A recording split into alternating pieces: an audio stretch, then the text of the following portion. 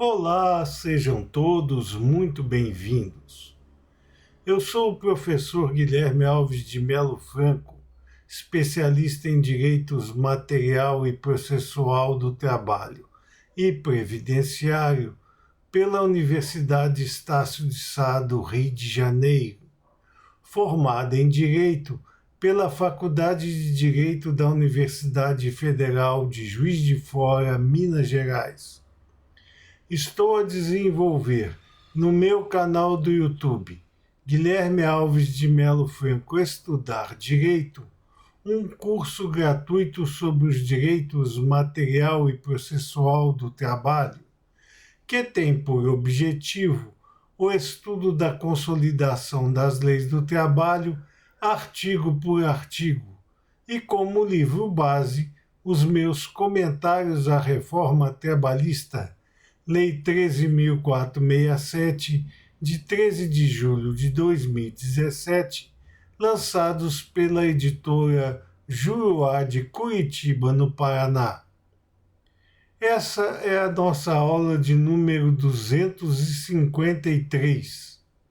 desse nosso curso gratuito sobre os direitos material e processual do trabalho.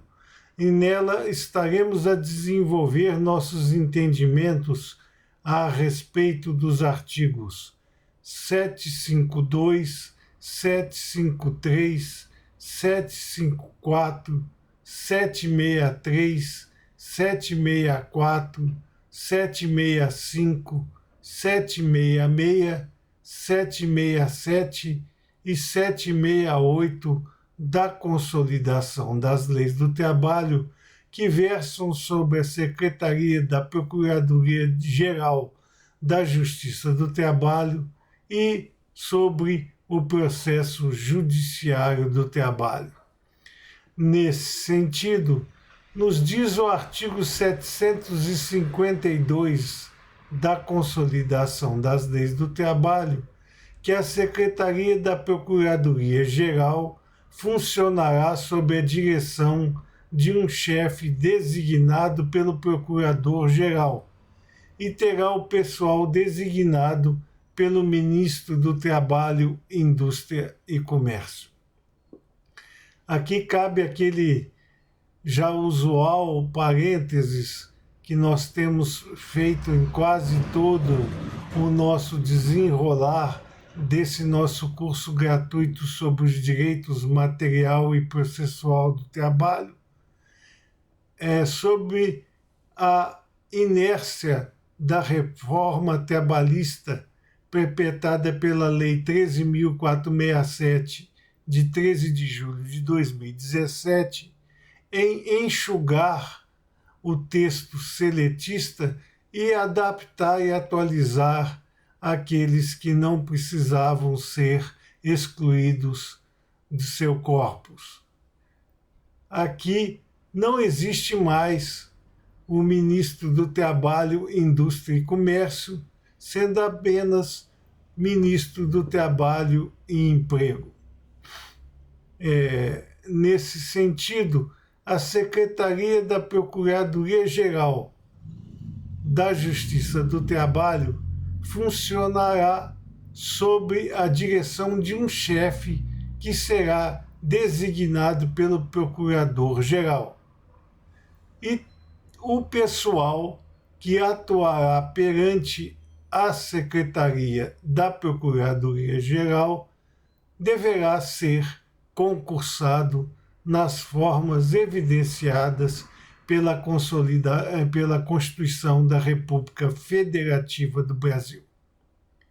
Portanto, não há mais designação pelo Ministro do Trabalho e Emprego do pessoal que irá atuar perante a Secretaria da Procuradoria-Geral da Justiça do Trabalho. Nos diz o artigo 753 da Consolidação das Leis do Trabalho que compete à Secretaria da Procuradoria-Geral da Justiça do Trabalho receber registrar e encaminhar os processos ou papéis encontrados. Aqui cabe também mais uma observação de que não existe mais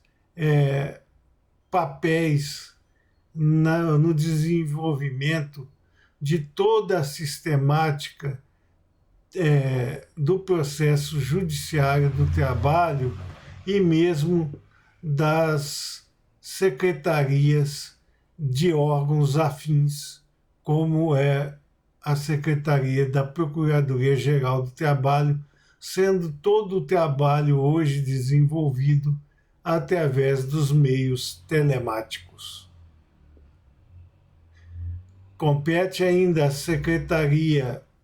da Procuradoria-Geral da Justiça do Trabalho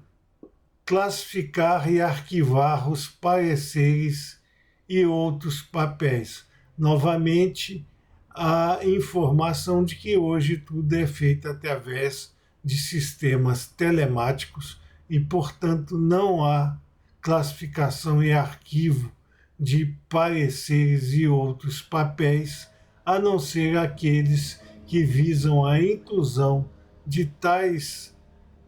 documentos nos sistemas telemáticos afeitos à Procuradoria-Geral da Justiça do Trabalho. Cabe ainda à Secretaria, como nos diz o artigo 753 da Consolidação das Leis do Trabalho, prestar informações sobre os processos ou papéis sujeitos à apreciação da Procuradoria. Por óbvio, não há mais papéis sujeitos à apreciação, mas toda a sistemática é atualmente telemática. Continua a nos dizer o artigo 753 da Consolidação das Leis do Trabalho, que compete à Secretaria da Procuradoria-Geral da Justiça do Trabalho executar o expediente da Procuradoria. Portanto, cabe à Secretaria executar todo o expediente previsto para a Procuradoria-Geral da Justiça do Trabalho. Nos diz ainda o artigo 753, seletista, que compete à Secretaria da Procuradoria-Geral da Justiça do Trabalho providenciar sobre o cumprimento do material necessário. Portanto, cabe ainda à Secretaria da Procuradoria-Geral da Justiça do Trabalho executar todo o expediente e o suprimento do material necessário a essa sistemática de atuação da Secretaria da Procuradoria-Geral da Justiça do Trabalho. Nos informa ainda o artigo 753 seletista, que compete à Secretaria da Procuradoria-Geral da Justiça do Trabalho desempenhar os demais trabalhos que lhes forem cometidos pelo Procurador-Geral para melhor execução do serviço e seu cargo. Nesse sentido, portanto, ainda cabe à Secretaria da Procuradoria-Geral da Justiça do Trabalho desempenhar os demais trabalhos que o Procurador-Geral assim determinar, para que seja melhorada a execução dos serviços a seu cargo. Portanto, para a melhoria dos serviços ao cargo do Procurador-Geral, ele determinará desempenho de todos os demais trabalhos à Secretaria da Procuradoria-Geral do Trabalho, que terá, portanto, a incumbência de desempenhá-los. nos informa o artigo 754 da Consolidação das Leis do Trabalho que nas procuradorias regionais os trabalhos a que se refere o artigo anterior serão executados pelos funcionários para esse fim designados. Portanto, tal como acontece com a Procuradoria-Geral da Justiça do Trabalho, que nós já estudamos atuar junto ao Tribunal Superior do Trabalho, nas procuradorias regionais, que são aquelas que atuam perante os tribunais regionais do trabalho, os trabalhos que se referem ao artigo, ora já estudado 753, consolidado, serão desenvolvidos pelos funcionários que o procurador regional designar para esse mistério. Cabe agora uma informação, antes de adentrarmos ao estudo do próximo artigo propriamente dito, que os artigos 758 a 763 da Consolidação das Leis do Trabalho foram prejudicados pela promulgação do Decreto número 72, de 21 de novembro de 1966, que unificou os institutos de aposentadoria e pensão e criou o INPS, Instituto Nacional de Previdência Social, que atualmente é denominado INSS, Instituto Nacional do Seguro Social. Portanto, todos esses artigos do 755 a 763 da Consolidação das Leis do Trabalho, por não terem mais aplicação prática no ambiente jusoperário brasileiro e dentro da sistemática prevista para esse nosso curso gratuito sobre os direitos material e processual do trabalho, não merecerão por nós desenvolvimento de entendimento, já que não há mais por que fazê-lo. Nesse sentido, passemos, pois, ao estudo do artigo 763 da Consolidação das Leis do Trabalho, que inaugura o texto seletista a respeito do processo judiciário do trabalho. Nos diz o artigo 763 da Consolidação das Leis do Trabalho que o processo da Justiça do Trabalho, no que concerne aos dissídios individuais e coletivos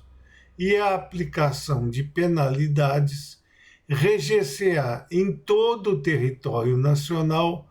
pelas normas estabelecidas nesse título. Portanto, o título seletista que trata sobre o processo judiciário do trabalho vai movimentar todo esse procedimento junto à Justiça Especializada do Trabalho. Nos informa o artigo 764 da Consolidação das Leis do Trabalho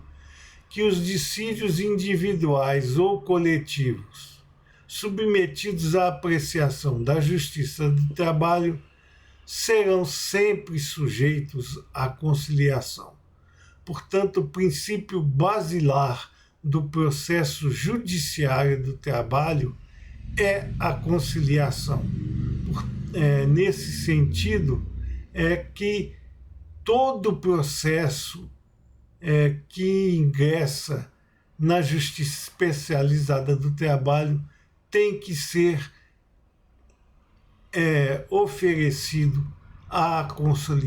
conciliação entre as partes porque esse é o princípio basilar do processo judiciário do trabalho. Continua o artigo 764 da Consolidação das Leis do Trabalho a nos dizer, dessa feita em seu parágrafo 1º,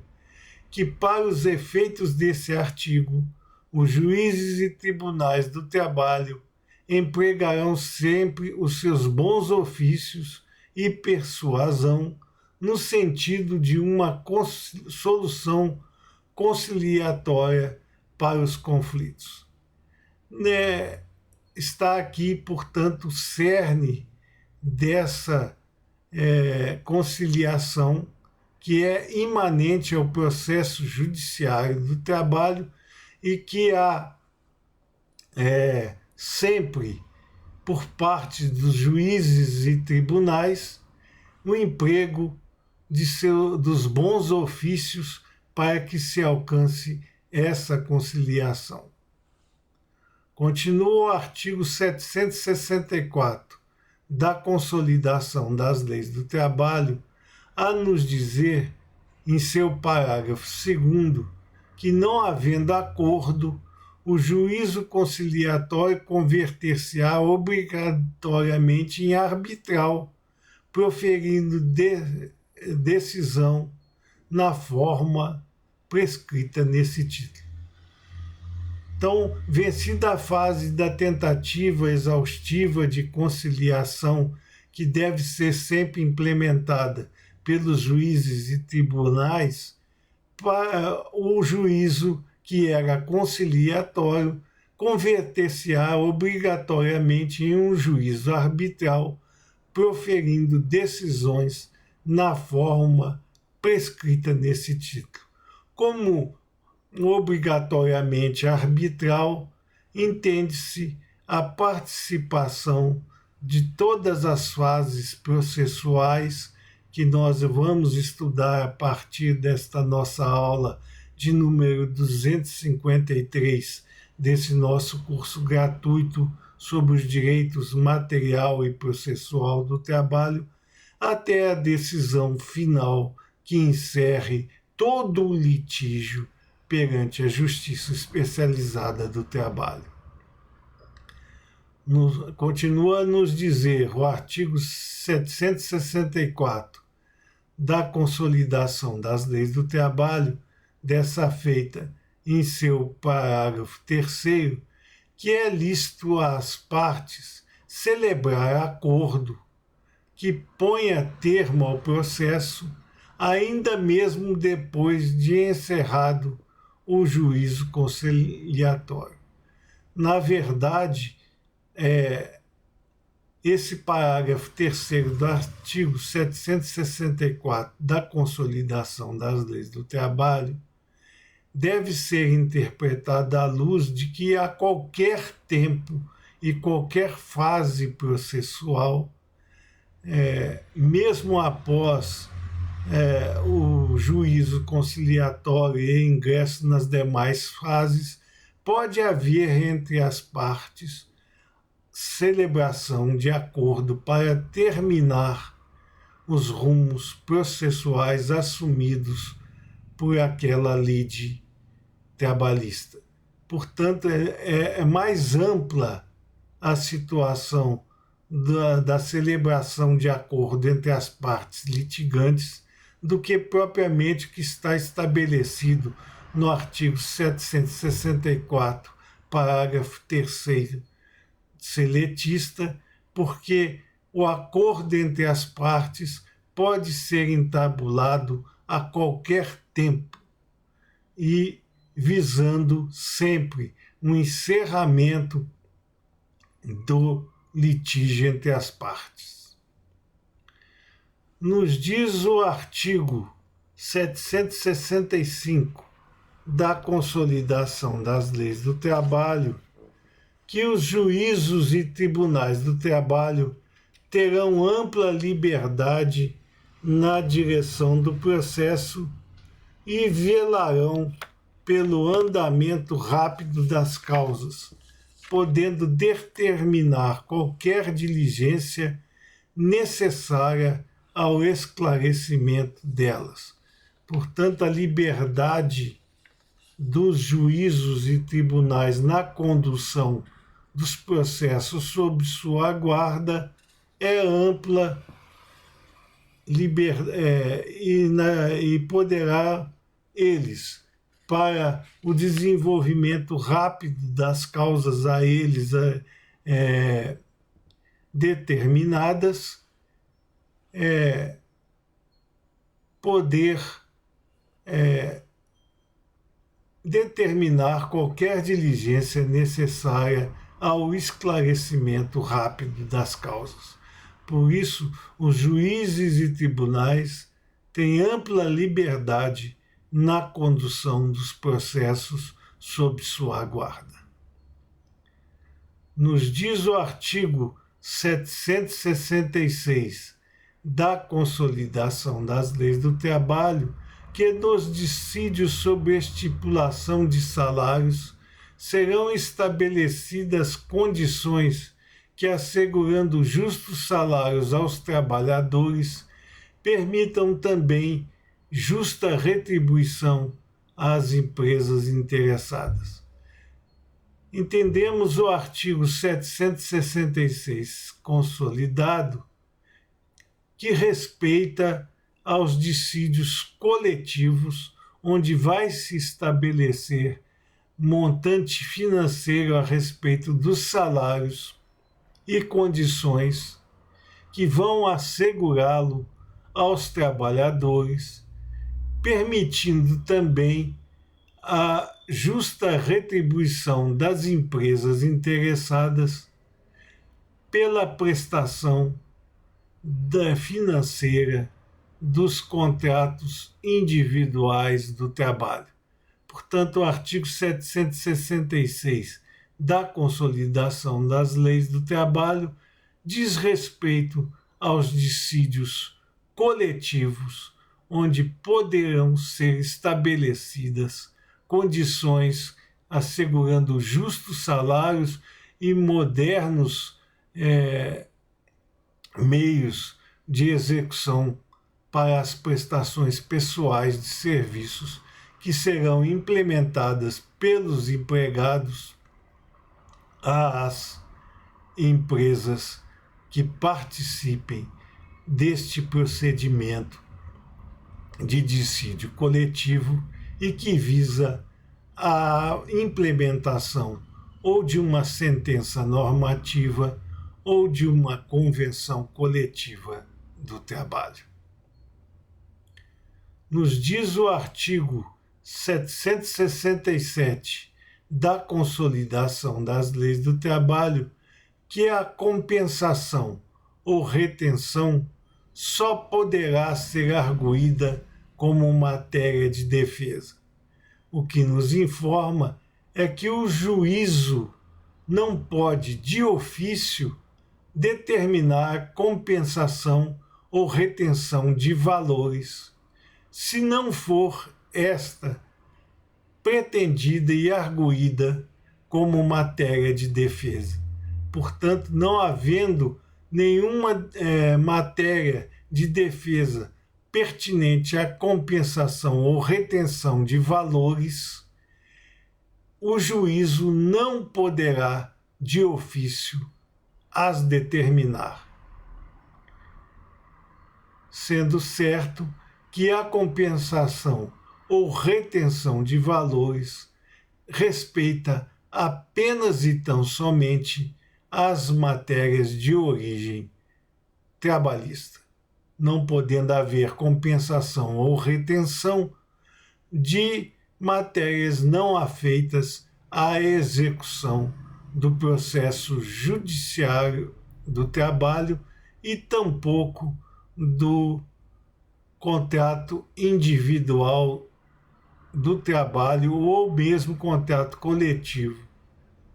a que estejam adstritas as empresas. Portanto, a compensação ou retenção só pode ser deferida, ainda que arguída como matéria de defesa, se tratar